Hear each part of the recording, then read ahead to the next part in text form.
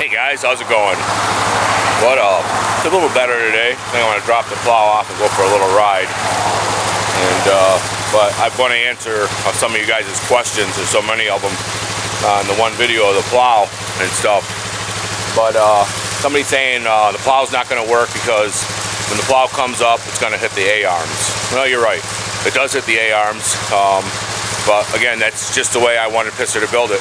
We discussed it, checked it out, and I didn't feel myself that I had to go over 2 to 3 inches. I only wanted the blade to come up a little bit.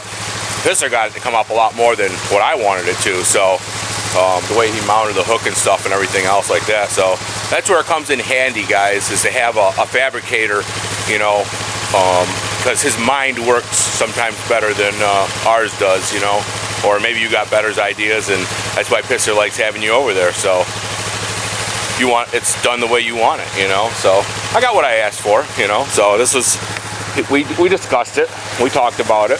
He wanted to change it around and stuff, but I got the plow up now, and like you said, you know, it does hit the A-arms. But what I do is when you bring it up too much,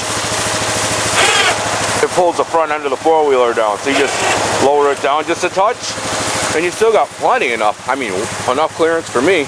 Because once you plow your driveway, if you got that much snow left in your driveway, I think you're in trouble. So somebody else says that it's not going to have enough downforce on it. Well, it's going to have enough downforce. If not, I got a lot of weights, you know, and I can mount weights right in here to keep the downforce that I need on there. I don't need springs. And people are saying it's going to start tearing stuff up when I start hitting solid stuff. Well, you know, that's just the way I want it. I hate the freaking blades, and I just got to be honest with you guys. I see a lot of blades out there. Even when I plowed professionally for a landscaping company, I hated when the blades buckled. You know, I know it saves your frame and everything else, but if you want that little bit more and you can't get there, and then we're back at the shop either replacing springs or making them stiffer, or trying to find stiffer springs for them so they won't buckle as easy. You know, so I wanted it straight. I didn't want no springs in mine, to be honest with you. I think they're cheap and junk like that to myself. I wanted a bulldozer blade, so that's what I got, and that's why he said it's a bulldozer blade.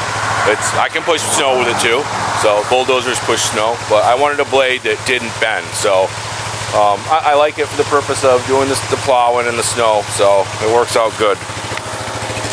Somebody else was saying something about the way we mounted it and stuff. Well, if the pin ever breaks, if you look underneath here, let me shut the four-wheeler off real quick. Alright. If the pin ever breaks underneath here, it's only one pin, which is really cool. I guess you can't get a really good shot at it back here. And we just replace that one pin, and you can get them in different hardenings. You know, you can get a soft one or a hard one. This is just a piece of rebar that Pisser had laying around in the shop. And see if I can get a better angle here of it. You know, and that rebar just goes right through that one section there, and then it goes through the other pieces he's got here. So I think even if it does bend, you know, or breaks welds or something, you know, this is a first time thing. I like it. So there's enough clearance for your bouncing up and down, because you're not going to be popping wheelies or anything. So you're not going to need, it's not going to be coming down and hitting them on your A-arms, you know, while you're plowing, you know, and it's so easy to come off if you want to go play.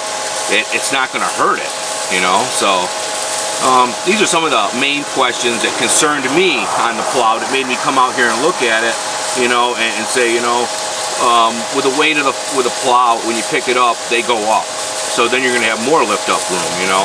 So it's going to work out really good, guys. Just stay tuned to the videos throughout the winter, and you'll see how it works out. I think it's going to work out great. I think I'm going to take off the rear seat for a while. No need on having that on there. And then I can go wheeling on, but it keeps all my tools and stuff in there. I'm going to show you guys how I got my thing set up in here. These things are awesome. They got so much room in here. But I got my fishing stuff in here. All I got to do is pull it out. It's extendable. Shakespeare. I'll keep my extra toilet paper and a machete. A 3" by 30 snatch strap in the back. I used it yesterday because the truck got stuck in the yard. But other than that, the bag that usually sits in here, big clevis. Gloves, right? Got a small snatch strap, but my main kit's in the house, and I want to show you that. Now the one bag I have is my saddle bags. I keep a 115 piece tool first aid kit in this one. There's even an EpiPen and adrenaline. I'm allergic to bees. Everything is in here. There's more stuff in here than you can shake a stick at. Extra gloves. Usually keep my water and stuff in here. An extra bottle of water when I take with me. And this here I take with me. It's an old camera bag I had laying around that's loaded up with just tools.